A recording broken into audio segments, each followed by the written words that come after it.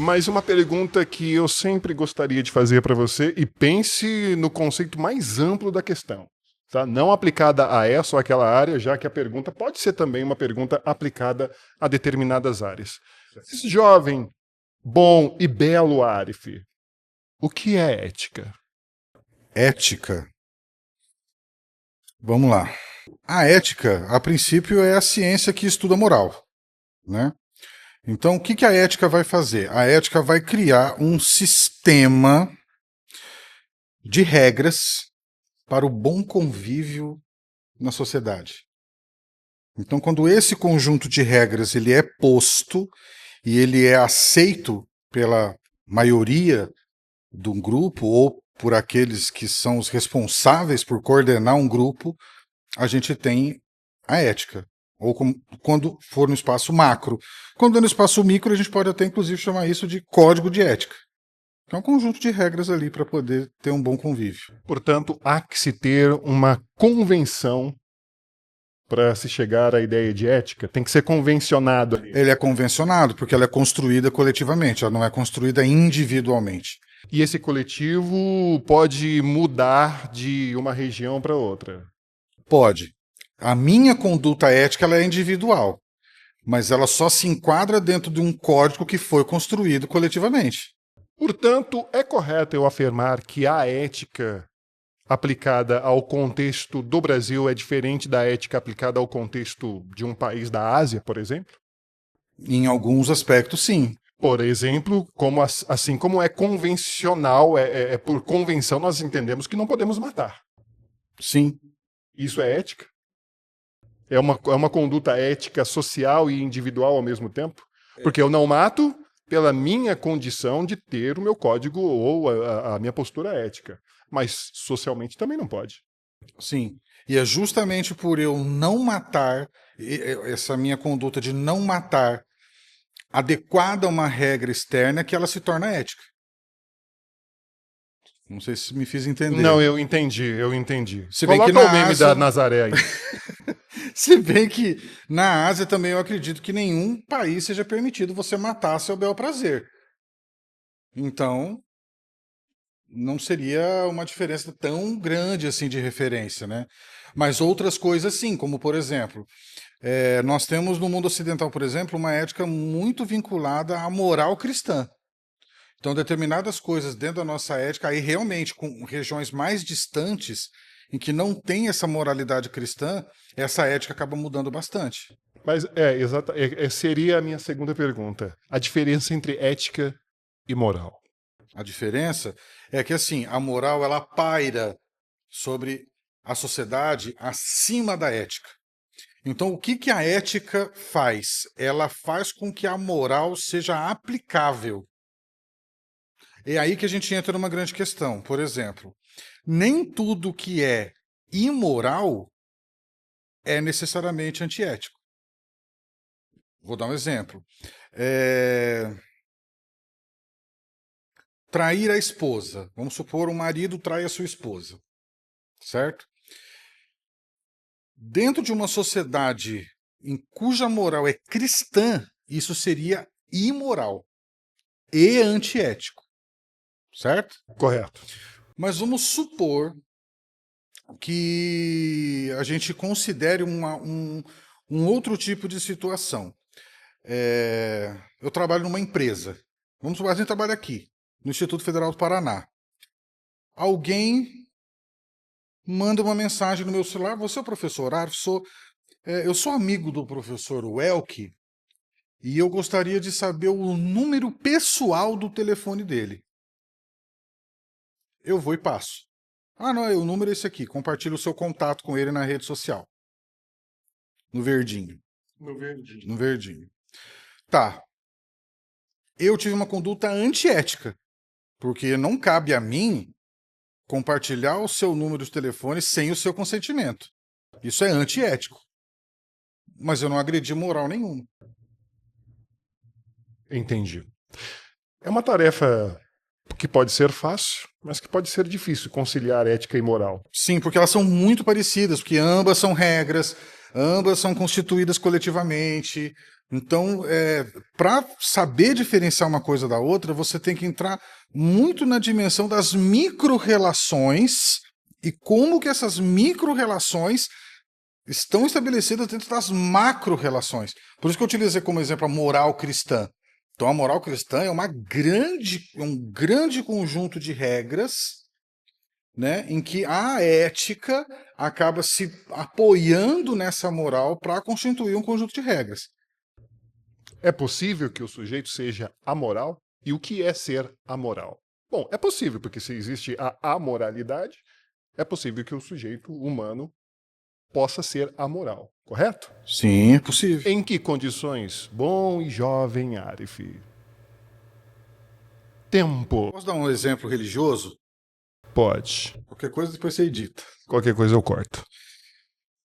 Muito se fala sobre Exu ser um demônio. E por quê? Porque Exu se apresenta como um ser espiritual amoral. Então, vamos supor,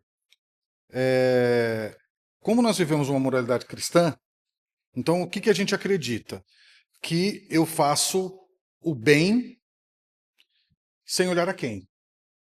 Ou seja, eu devo ter uma atitude de benevolência para com as pessoas, independentemente se eu vou receber alguma coisa em troca ou não. Isso faz parte da moralidade cristã. Isso é moral. Exu.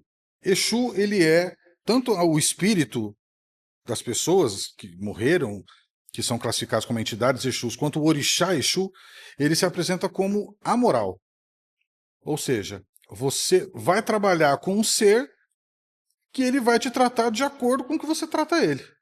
Então, se você trata bem, você vai ser tratado bem. Se você tratar mal, vai ser tratado mal. Se você for desrespeitoso, ele vai ser desrespeitoso com você. Mas isso também não se aplica às relações humanas? Exatamente, é aí que eu quero fazer o paralelo com as relações humanas. Por isso que as pessoas que são muito sinceras, são muito diretas, são consideradas secas, são consideradas pessoas antipáticas, são pessoas que não são bem aceitas, ou qualquer coisa do gênero. Por quê? Porque elas estão fora da bolha moral. Eu simplesmente vou agir de acordo com aquilo que me é colocado. Eu não vou matar, eu não vou agredir ninguém, mas eu também não vou me adaptar a um determinado conjunto de regras porque foi estabelecido coletivamente. Desde que aquilo não agrida o coletivo, eu vou tratar as pessoas da maneira que elas me tratarem. Isso não chega a ser. Chega a ser amoral no sentido de uma expectativa que as pessoas colocam em cima dessa pessoa. Não vou abusar aqui do seu tempo, ainda que nós já estamos aqui há cerca de quase 40 minutos, mas mais 30 minutos a gente termina. Mais de caráter psicológico. Um psicopata que muitas vezes comete crimes hediondos, crimes perversos, e que não consegue se enxergar ainda como um criminoso. Ele é amoral. Correto? Dentro do fórum íntimo dele. Dentro do fórum íntimo dele. Sim, mas pela sociedade ele vai ser considerado imoral. Imoral. Correto. Porque assim, nós não podemos crescer. O fato dele não se enquadrar nas regras não significa que essas regras não existam e que elas não devam ser cumpridas.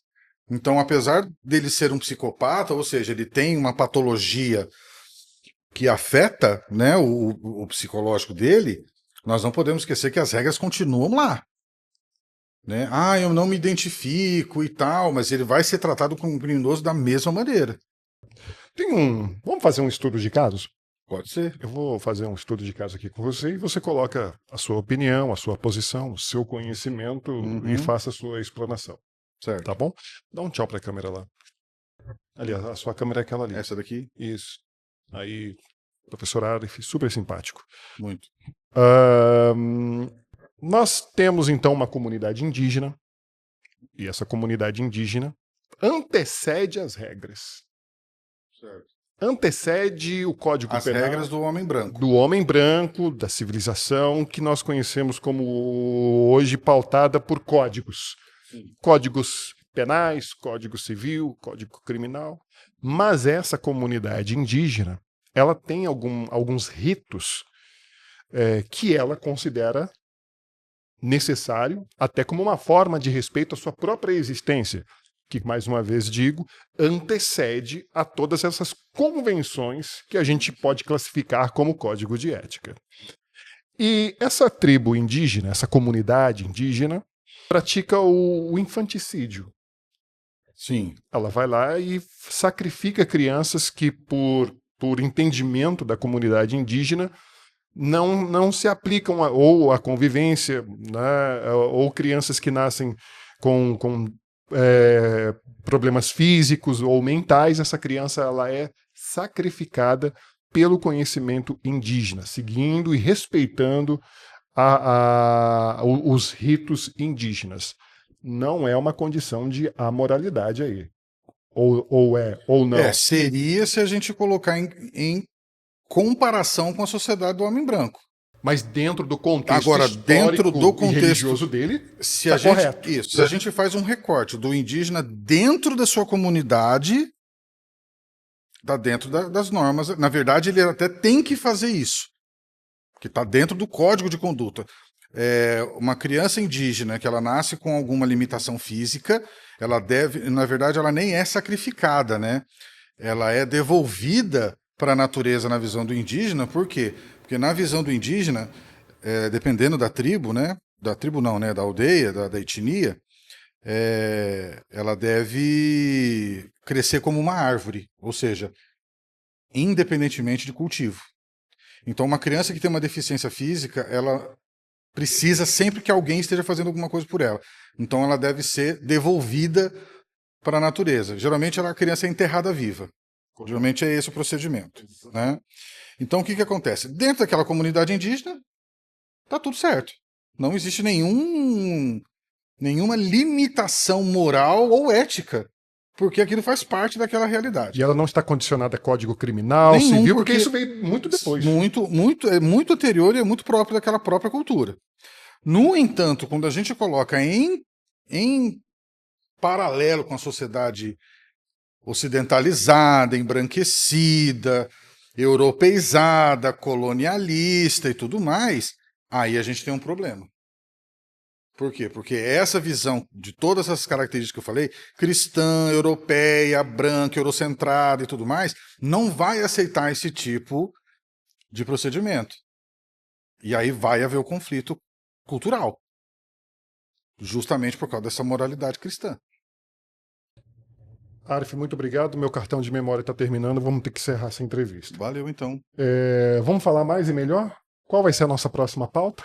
A pauta que você quiser. A morte. Tudo bem. Foi a sua tese de doutorado, né? Isso, exatamente. O professor Arif, ele defendeu uma teoria em torno da morte. Será a nossa próxima pauta. Até lá. Dá tchau, professor, ali. Faz de conta que você é simpático.